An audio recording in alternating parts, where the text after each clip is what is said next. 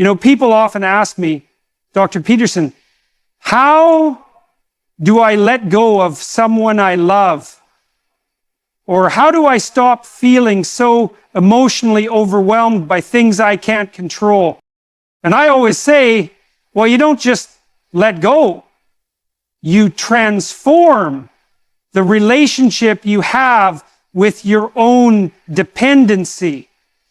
Emotional detachment isn't about becoming cold or numb. No, it's about reclaiming responsibility for your own inner stability.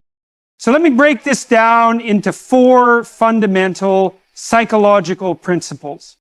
When people say they're emotionally attached, they often don't even understand what they're truly attached to. And that's where the real danger begins. Not in the emotion itself, but in the misidentification of its source. You see, we walk around with this assumption that our feelings are always aligned with truth, that they're reliable indicators of what's valuable or real. But that's not true, not even close. In fact, our emotions can be deeply misleading, not because they lie, but because they're responding to interpretations, not reality. So when someone says, I can't let go, my response is often, let go of what exactly? It's rarely the person. It's the idea of the person, the image, the role they played, the comfort they brought. It's the story you told yourself about what they meant to your life, the story in which they were the missing piece, the redemptive force, the answer to your chaos. And now that they're gone, or different, or unavailable, you feel like something inside you is collapsed. Of course you do. Because a piece of your internal structure wasn't built by you. It was outsourced to them. Let me explain. In psychological terms, we project parts of ourselves onto others. Carl Jung wrote about this extensively. We cast our unlived potential, our suppressed traits, our unmet needs, all of it onto another person. And then we fall in love with that projection. That's not love. That's spiritual and emotional dependency masquerading as romance or loyalty or commitment. You've latched onto someone as if they're oxygen, not because of who they are, but because of what they symbolize. And symbolism is powerful. You weren't attached to their presence. You were attached to what their presence meant to you. This is why detachment is so agonizing. It's not just about losing a relationship. It's about losing the part of yourself you located in them. That's what people miss. They think heartbreak is just grief, but it's not just that. It's identity fragmentation. You borrowed stability from someone else, and now that they're gone, your psyche doesn't know how to stand on its own. That's not love. That's an unconscious transaction. I'll give you my affection if you give me a sense of wholeness. But here's the thing. People can't carry that burden for long. Sooner or later, they drop it. And when they do, you have to confront the uncomfortable truth. You were never really in a relationship with them. You were in a relationship with what they represented. Safety, purpose, validation, a future, a fantasy. So the question becomes, what exactly are you grieving? Are you grieving the loss of intimacy or the loss of identity? Are you sad because you lost a connection or because you lost the illusion of certainty? People say things like, they made me feel alive, or I don't know who I am without them. That's the problem. You outsourced your vitality to another person, and now you're suffering the consequence of that dependency. That's not a spiritual wound, that's an architectural flaw in your emotional design. You have to be brave enough to dissect your attachment, to dig deep into the structure of your psyche and ask, what part of myself did I place in their hands? That's where the real work begins. That's where transformation starts. You peel back the layers, memory, emotion, identity, and you realize I wasn't just attached to the person. I was attached to the escape they offered me from myself. Think about that. If your connection to someone is rooted in escape from loneliness, fear, uncertainty, then what you're really avoiding is yourself. And any attachment born from self-avoidance will eventually become suffering, because no one can permanently save you from your own unresolved chaos. They might soothe it for a while, but they can't solve it. That's your responsibility. So if you want to detach emotionally, start by interrogating your own projections. Ask, what did I see in them that I'm missing in myself? Was it confidence, safety, hope? Now ask the harder question. Why am I not building those qualities internally? Why did I hand that responsibility to someone else? Why did I believe that salvation would come from the outside? Because here's the truth, and it's a brutal one. You can't build a durable identity on borrowed pieces.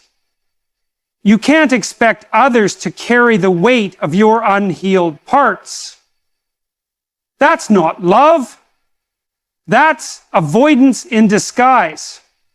And the longer you stay emotionally attached to a person based on illusion, the longer you delay your own integration. So define what you're actually attached to, not at the surface level, but at the symbolic level. What are they a metaphor for in your life? What unresolved pain are they covering? What unmet need are they feeding? Once you know that, once you stare it down with courage and honesty, you begin the real process of detachment. Not by erasing emotion, but by reclaiming authorship over your own internal world. That's the first step toward true freedom. Not escape from emotion, but liberation from delusion. The path to emotional detachment doesn't lie in avoidance. It lies in the willing confrontation of the very thing you're afraid to face.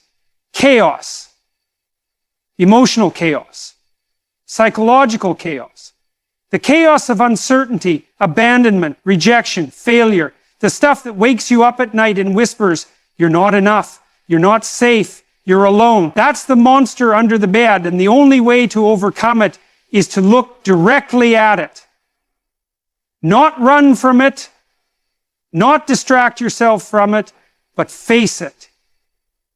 Voluntarily, with open eyes and a steady heart. This isn't just poetic metaphor, it's psychological truth. If you don't face the chaos voluntarily, it will come find you, and when it does, it will hit you harder and with less mercy than if you had chosen to meet it on your own terms. That's the principle embedded in countless myths and religious narratives. The hero doesn't wait for the dragon to burn down his village. He goes out to confront the dragon. That's the archetype. That's the blueprint of transformation. And you ignore it at your peril. In practical terms, what does that mean? It means you have to sit with the discomfort. You have to let yourself feel the anxiety, the loss, the betrayal, the confusion, all of it, without trying to numb it, suppress it, or distract yourself with entertainment, food, sex, or fantasy. You have to allow the storm to pass through you, because the emotions you're avoiding aren't going anywhere. They're just gathering strength in the shadows of your subconscious, and eventually they'll erupt, often in ways you can't predict or control. So the question isn't whether you'll face chaos. You will. The only question is how. Will you walk into the storm like a warrior, or will you wait until it consumes you? There's no neutral option. Avoidance is not neutrality. It's delay. and delayed confrontation makes the monster grow. Now, let's be clear. Confronting chaos doesn't mean indulging in emotional drama or wallowing in pain. That's not courage, that's masochism. Real confrontation is disciplined. It's structured. It's about staring into the emotional abyss with the intent to understand, not to drown. It's about making the unconscious conscious. When you feel a surge of grief or anger or fear, don't just react. Don't suppress it either. Get curious. Ask, where is this coming from? What is this emotion trying to tell me? What part of myself is speaking right now? This is the foundation of emotional sovereignty, the ability to observe your internal world without being enslaved by it. And you can't develop that capacity unless you train yourself to endure discomfort. That's what confrontation does. It forges resilience. It transforms raw, chaotic emotion into integrated understanding. Now, people will often say, but it's too painful. I can't handle it. And I would say, you don't know what you can handle until you try. You're stronger than you think. Your nervous system is built for adaptation. Your psyche is built for growth. But growth only happens when you push against the edge of your known territory. That's why voluntary confrontation is so powerful. It sends a signal to your brain that you're in control, that you're not a victim of your emotions, you're a participant in your evolution. That's a fundamental shift in identity. Because up until that point, you've probably been living reactively, waiting for life to make you feel better, for someone else to apologize, for time to heal the wound. But time doesn't heal all wounds. Time just buries them if you're not intentional. What heals is voluntary courage. The willingness to say, I'll feel what I need to feel. I'll process what I need to process. And I won't wait for someone else to save me. You might think, what if I confront the chaos and it breaks me? That's a valid fear. But here's the truth. Not confronting it is what will break you. You don't become whole by avoiding fragmentation. You become whole by moving through it and reassembling yourself on the other side. That's the essence of psychological integration. To go into the dark forest of your own pain and emerge with the gold of wisdom and strength is also the essence of maturity. Because what does it mean to grow up, really? It means to take responsibility for your own suffering. It means to stop blaming your pain on others and to start seeing it as your pathway to growth. If someone hurt you, that's real. But the story you build around that pain, the meaning you attach to it, that's yours. That's the part you control.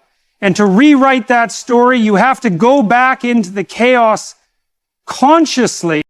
This is why every spiritual tradition speaks of descent before resurrection. The descent into the underworld. The dark night of the soul. The belly of the whale. You go down willingly and you come back transformed. That's not just myth. That's neuropsychological reality. That's how your brain rewires. You face what you fear. So emotional detachment isn't about numbing. It's about strength. It's about walking through the fire of your own pain without flinching and coming out the other side, not hardened, but clarified. You begin to see what truly matters. You stop clinging to what's already gone. You stop trying to control what isn't yours. You stop being afraid of uncertainty because you've been there and you know you can survive it. Voluntary confrontation with chaos is the beginning of all inner transformation. It is the crossing of the threshold from passive suffering to active responsibility. It's the moment you stop running, turn around, and face the storm. Not because you're fearless, but because you've decided that fear no longer gets to dictate your life. And that decision is where freedom begins. One of the most fundamental reasons people struggle with emotional detachment is because their internal hierarchy of values is out of order. Values are not just vague notions or arbitrary preferences. They are the very architecture of your mind. They determine what you notice, what you prioritize, what you endure, and what you ultimately sacrifice your time and energy for. And when your hierarchy is misaligned, you build your emotional life on unstable ground. Most people put comfort, approval, or immediate emotional relief at the top of their hierarchy. They crave acceptance, they seek to avoid pain, and they chase pleasure. That might sound innocent, but it's disastrous if it governs your life. When comfort and approval become your highest goods, you start making choices that lead you deeper into dependency, not freedom. You become attached to things, people, or ideas that provide short-term relief, but long-term chaos. The problem isn't that you want comfort or love. The problem is that you treat these as the highest values. That's the fundamental mistake. Comfort is a tool, not a destination. Love is a reward, not a foundation. The highest value must be truth. Why? Because truth is the only thing that allows you to orient yourself properly in a chaotic world. Truth tells you what is real, what is possible, what is necessary. If you build your emotional life on anything less than truth, you're building it on illusion. And illusions are fragile. They crumble at the first sign of stress, loss, or challenge. They don't protect you, they betray you. So if you want to emotionally detach from dependency, you must reorder your hierarchy of values so that truth is at the top. But truth is often painful. Truth demands sacrifice. Truth forces you to confront your limitations, your faults, your failures. It tells you this relationship isn't healthy. This attachment isn't sustainable. You need to stand on your own. So truth is not comfortable. It's not easy, but it is necessary because it's the anchor that holds you steady when the emotional storm hits. Alongside truth, the next highest value must be responsibility. Responsibility for yourself, your choices, your emotions. Responsibility is the antidote